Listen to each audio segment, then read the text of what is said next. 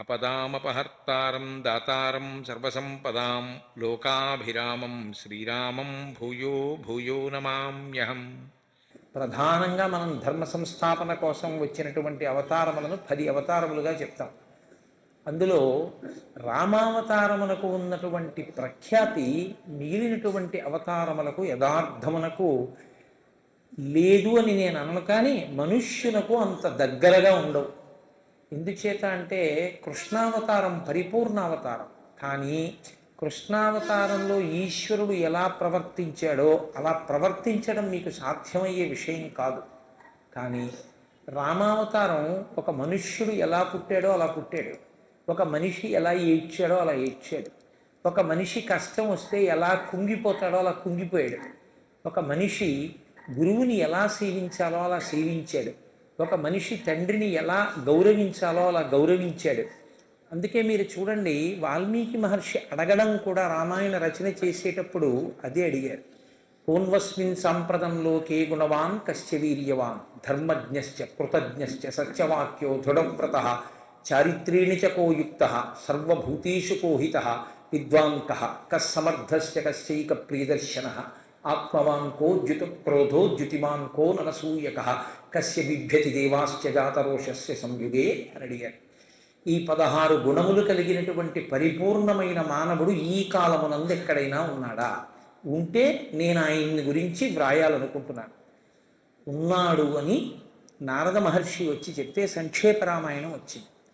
16 గుణముల చేత పరిపూర్ణమైనటువంటి మానవుడిగా శోభించి మనుష్యుడే పరంధాముడు కాగలడు అని నిరూపించినటువంటి అవతారం రామావతారం.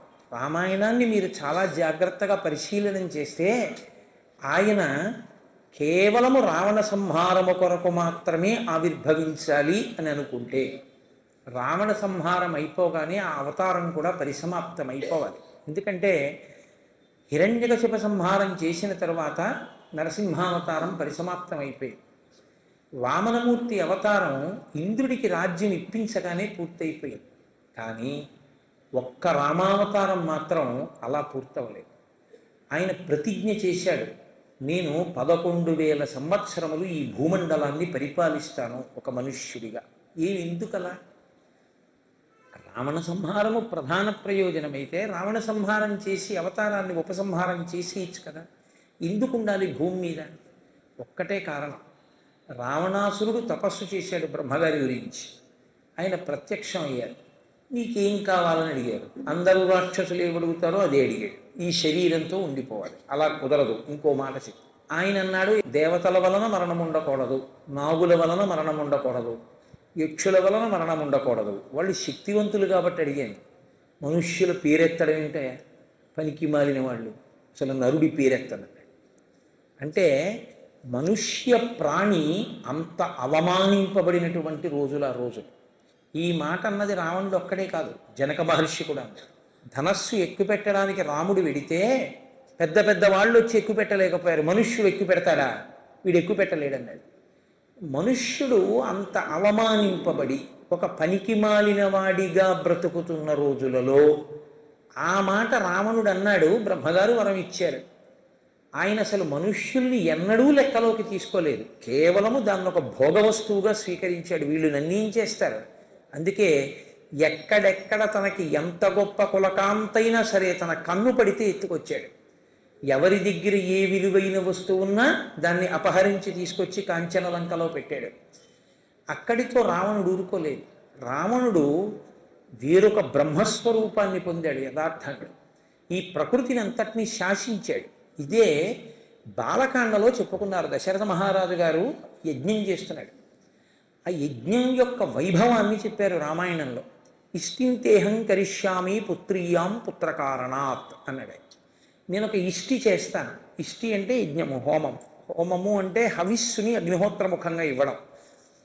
నాకు కోరిక ఉంది కొడుకుని పొందాలని.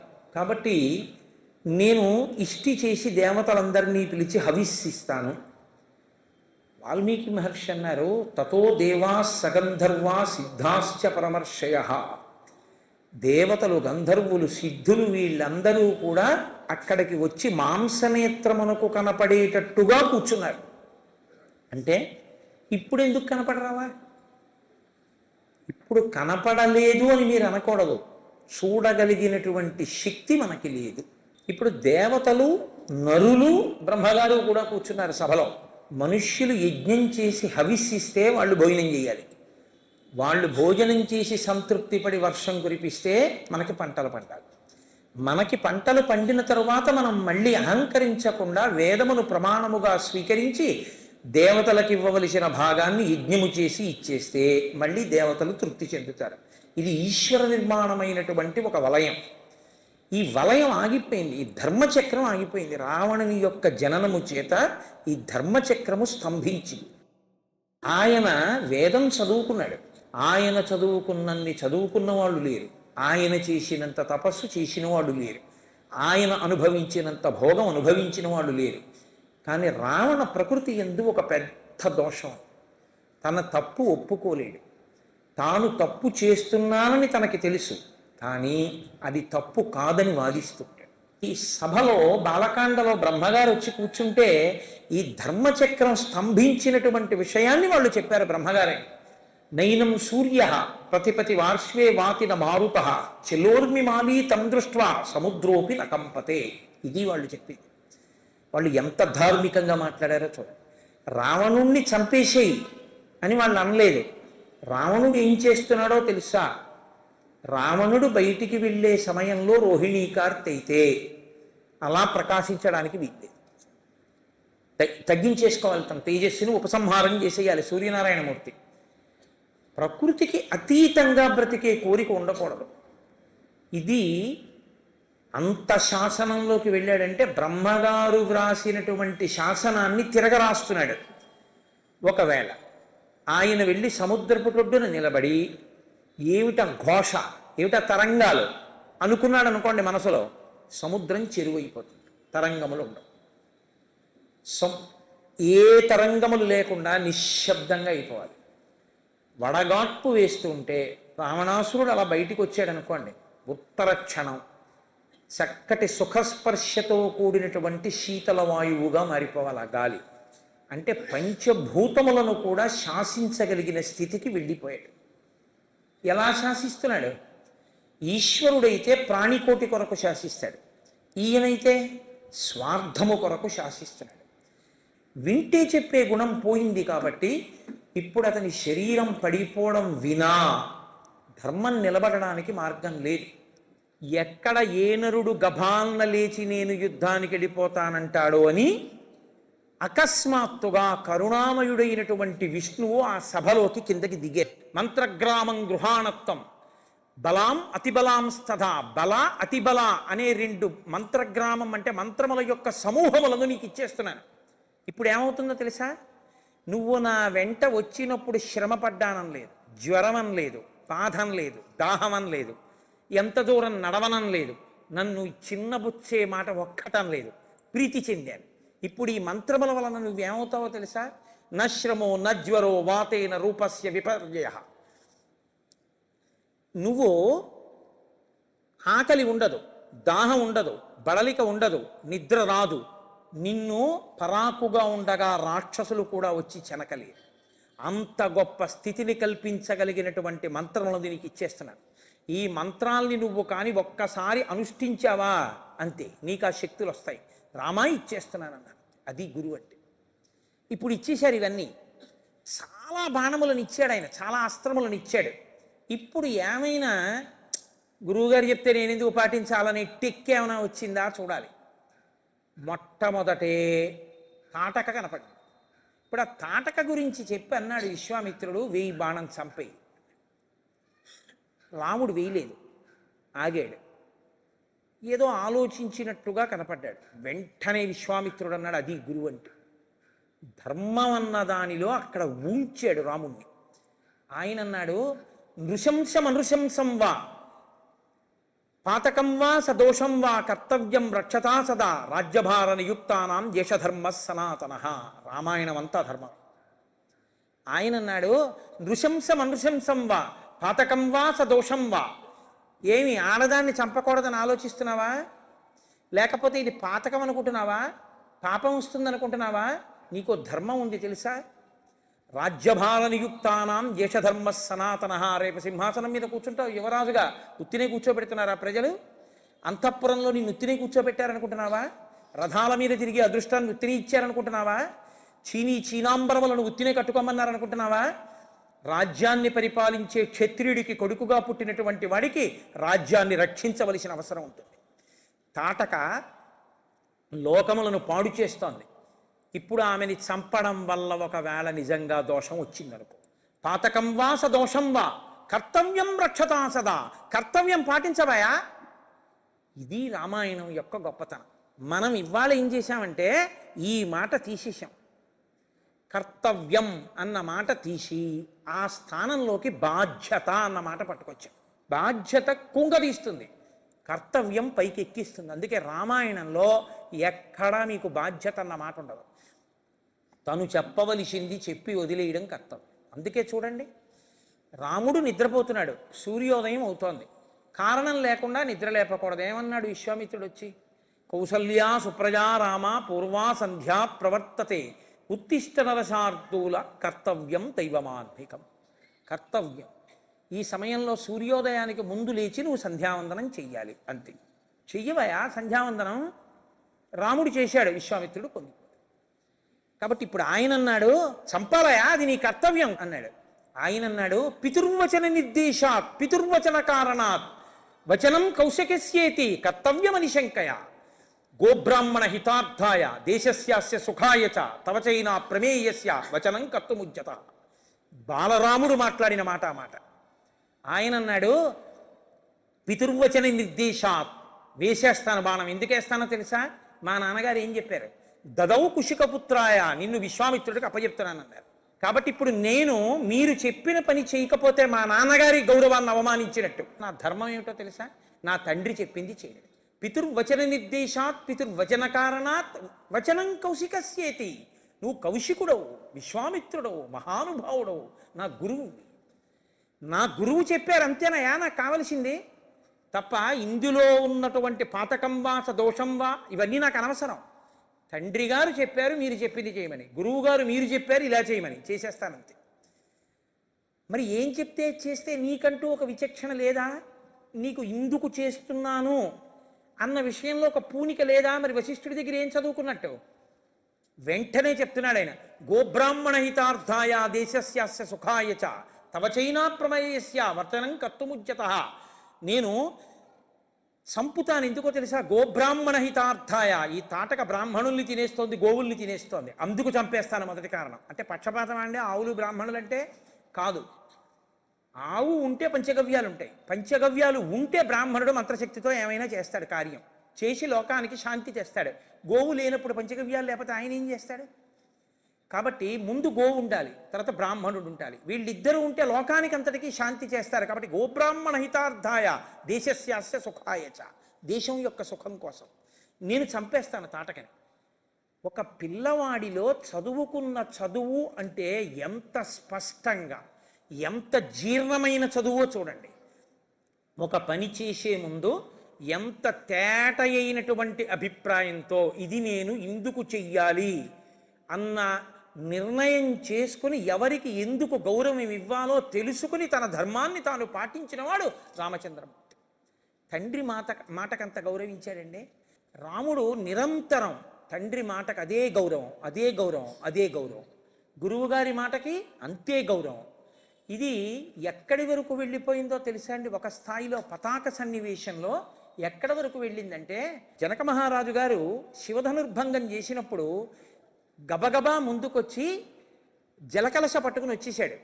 వచ్చేసి ఇదిగోనయా ఈ సీతమ్మని నీకు కన్యాదానం చేసేస్తున్నాను అన్నాడు. అంటే ఆయన అన్నాడు రామచంద్రమూర్తి, నేను క్షత్రియుణ్ణి, మా గురువుగారు శివధనస్సు ఎక్కువ పెట్టమన్నారు, ఎక్కువ పెట్టాను, అది విరిగిపోయింది. మీరేమన్నారు? అలా ధనస్సు ఎక్కువ పెట్టిన వాడికి మీ పిల్లనిస్తానన్నారు. పిల్లనిస్తానన్నది మీ ప్రతిజ్ఞ. క్షత్రియుడుగా శివధనస్సు ఎక్కువ పెట్టడం నా ధర్మం. నా ధర్మం నాకు అయిపోయింది, ఎక్కువ పెట్టాను. ఇప్పుడు ఈ పిల్ల నా పక్కన భార్యాస్థానంలో కూర్చోవచ్చో కూర్చోకూడదో నిర్ణయించవలసిన వాడెవరు? మా తండ్రి గారు. ఇంటి కోడల్ని తెచ్చుకోవడంలో నిర్ణయం తండ్రిదే. ఆయన చెప్పాలి. మా నాన్నగారు వచ్చి రామా ఈమె మెడలో తాళి కట్టు అంటే కడతాను, అంతేగాని నువ్వు శివధనస్సు విరిచేసావు నీకు సీతమ్మని ఇచ్చేస్తానంటే నేను ఆవిడ మెడలో తాళి కట్టేసి రథం ఎక్కించి తీసుకెళ్ళిపోయి నాన్నగారండి మీకు ఒక కోడల్ని తెచ్చానని నమస్కారం చేయండి, తప్పది, అది ధర్మం కాదు. ఇది ఆయన నేర్పినటువంటి సత్సాంప్రదాయం, ఇది ఆయన లోకానికి చెప్పిన ధర్మం. దూతల్ని పంపించాడు జనక మహారాజు గారు. దశరథుడు వచ్చి సీతమ్మ అండి అలాగే చేసేసుకుంటామనలేదు, మీ వంశం గురించి చెప్పండి అన్నాడు. జనక మహారాజు గారు తన వంశం గురించి తాను చెప్పడం బాగుండదని శతానందుడిని పిలిచి చెప్పు మా వంశం గురించి అన్నాడు. ఐశ్వర్యం కాదు చూడవలసింది, వంశగౌరవం చూడాలి. కాబట్టి ఈ పిల్లని రాముడు చేసుకోవచ్చు అన్నాడు. దశరథుడు ఏమన్నాడో తెలుసా అండి? తప్పకుండా మనం వియ్యాలవా. అకస్మాత్తుగా కరుణామయుడైనటువంటి విష్ణువు ఆ సభలోకి కిందకి దిగారు.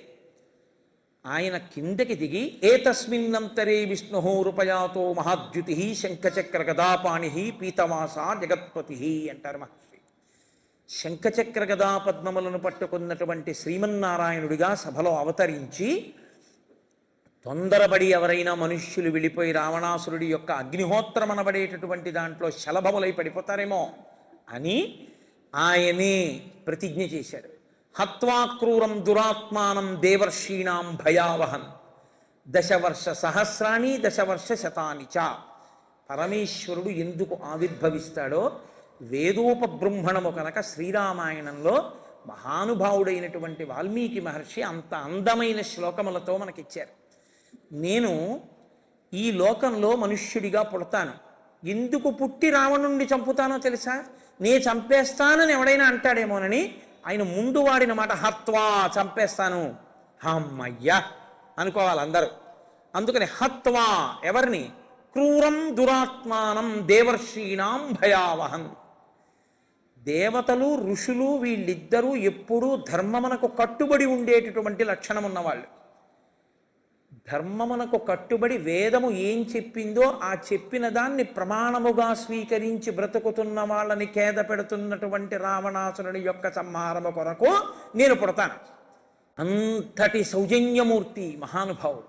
పుట్టినటువంటి రాముడు ధర్మము చేత మనుష్యుడు ఎంత గొప్పవాడు కాగలడో చూపించాలి. ధర్మము అన్ని వేళలా ఒక్కలా ఉండదు, నిరంతరము మారిపోతుంటుంది. అనుష్ఠింపబడేది ధర్మము. కదిలిపోతున్న ధర్మాన్ని పట్టుకోవాలి. విసిరేయడానికి పనికొచ్చే విస్తరాకులో అన్నందిని విసిరేసినట్టు కదిలిపోతున్న ధర్మానికి శరీరాన్ని వాడి ఓ ఇది నేను కాదు ఆత్మ నేను అన్న అనుభవాన్ని దీని వలన మాత్రమే పొందవలసి ఉంటుంది. ఈ ధర్మం నేర్పాలి లోకానికి. అందుకొచ్చింది రామావతారం. లేకపోతే రావణ సంహారం ఒకటి చేసి వెళ్ళిపోవచ్చండి. అది రామచంద్రమూర్తి పుట్టగానే లోకానికి నేర్పినటువంటి బహుమర్యాద ఏమిటో తెలుసా అండి? తండ్రిని గౌరవించుట. రామాయణంలో రామచంద్రమూర్తి మనకి నేర్పారు. ఒక డాక్టరై పుట్టినవాడు ఆపదలో ఉన్నవాడనేటప్పటికీ అవసరమైతే వచ్చి చెయ్యపడు. తన జీవనోపాధికి ఇచ్చిన వాడి దగ్గర పుచ్చుకున్న వాడి విషయం గురించి నేను మాట్లాడటం లేదు. డబ్బు లేదని నాడి పట్టుకోలేని వాడు ఘాతకుడైన డాక్టర్. డబ్బు కోసం సిమెంట్లో ఇసుక కలిపిన ఇంజనీరు ఘాతకుడైన ఇంజనీరు. జ్ఞాన కలునిలోని శారదయోలే అంటారు పోతన గారు. వాడు జ్ఞాన కలుడు. వాడికి చదువున్నా పక్కన సంస్కారం లేదు. సంస్కారము లేని చదువు, సంస్కారము లేని తపస్సు, సంస్కారము లేని ఐశ్వర్యము లోకమునకు ప్రమాదాన్ని తీసుకొస్తాయి. ఇది రావణుని విషయంలో జరిగింది. తపస్సు ఉంది, సంస్కారం లేదు. చదువు ఉంది, సంస్కారం లేదు. వేదం ఉంది, సంస్కారం లేదు. లోకమునకు కంటకుడయ్యాడు. అదే రామచంద్రమూర్తికి గురువు ఎలా నేర్పారంటే సర్వే వేద విదాహ శూరాహ సర్వే లోకహితే రతాహ. లోకము యొక్క హితమును గుర్తుపెట్టుకుంటాడు ఆయన. సర్వే జ్ఞానోపసంపన్నాహ, ఆయనకి తెలియనిదేం లేదు. కానీ సర్వే సముదితా గుణై, ఆయన గుణములుగా మార్చుకున్నాడు దాన్ని. ఈ గుణముగా మారగలిగితే, చదువుకున్నది గుణమైతే అంటే ధర్మముగా మార్చగలిగితే ఇది ఎక్కడి నుంచి వస్తుంది? గురువు గారి బోధ వలన అలా జ్ఞాపకం ఉండిపోయి ఆ మార్పు వస్తే, గుణములుగా మార్చగలిగిన శక్తి అయితే వాడు ఆదర్శమవుతాడు లోకానికి. అటువంటి రాముడు అంతఃపురంలో పెరుగుతున్నాడు. రాముడు కష్టపడిపోయినట్టు చిన్నతనంలో మీకు కనపడదు. రాముడికంటూ క్లేశం వస్తే అకస్మాత్తుగా ఒక రూపంలో వచ్చింది. బ్రహ్మర్షి విశ్వామిత్ర రూపంలో వచ్చింది. దశరథ మహారాజు గారు సభ తీర్చి, నలుగురు కొడుకులు యోగ్యులు ఉన్నారయా, మంచి కోడళ్ళు వస్తే బాగుండు. వశిష్ఠాది మహర్షులు ఉన్నారు కదా సభలో, నా కొడుకుల గుణములు తెలిసున్న వాళ్ళు కదా, వాళ్ళకి అనురూపలైనటువంటి కన్యలు ఎక్కడున్నారో వెతికి చెప్తారా అన్నాడు ఆయన. ఆయన ఈ మాట అనేటప్పటికీ అకస్మాత్తుగా భటులు పరిగెత్తుకుంటూ వచ్చి అన్నారు, మహానుభావ విశ్వామిత్ర మహర్షి వచ్చారు. విశ్వామిత్రుడు అన్న పేరు వినేటప్పటికీ హడిలిపోయాడు దశరథుడు. అంతకు పూర్వం వరకు ఆయన బ్రహ్మర్షి కాకపూర్వం అన్నీ కోపంతో శాపాలు ఇస్తుండడమే.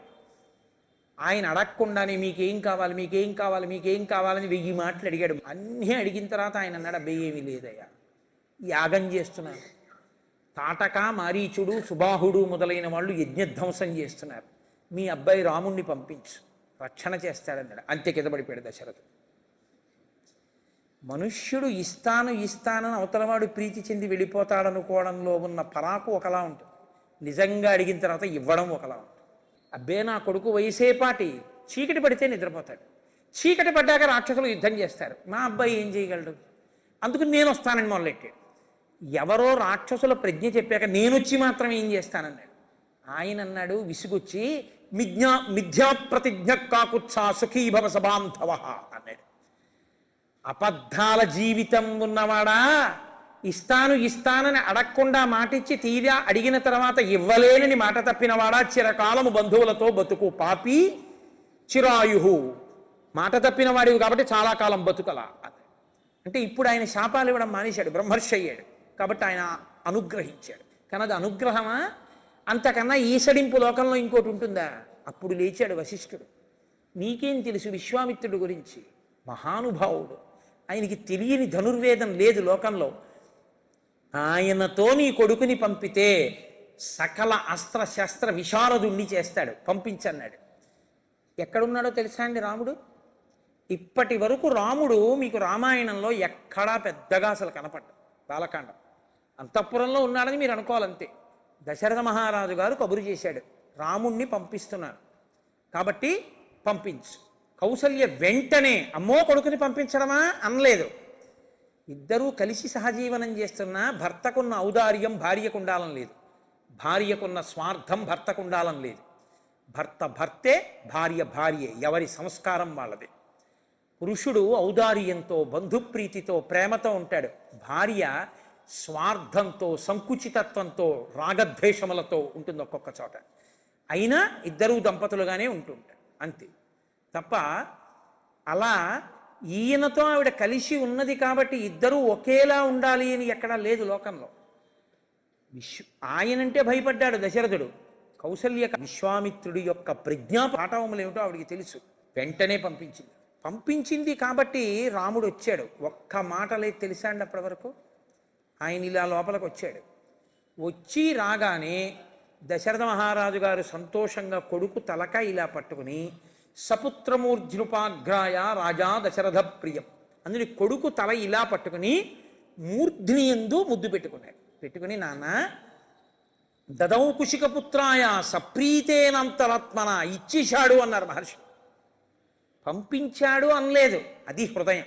ఇచ్చేశాడు అంటే ఇంకా ఆయన ఏం చెప్తే అది చెయ్యి, ఆయన ఎక్కడికి తీసుకెడితే అక్కడికి వెళ్ళు, ఆయన ఏం చెయ్యమంటే అది చేస్తుండు, ఆయన ఎప్పుడు తీసుకొస్తే అప్పుడు రా అంటే. ఇప్పుడు విశ్వామిత్రుడితో పంపించడంలో అంత ధైర్యాన్ని పొందాడు.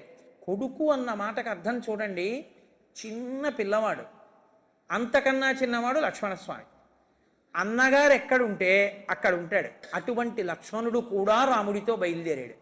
ఇద్దరూ కలిసి వెడుతున్నారు. ముందు మహర్షి నడుస్తున్నారు.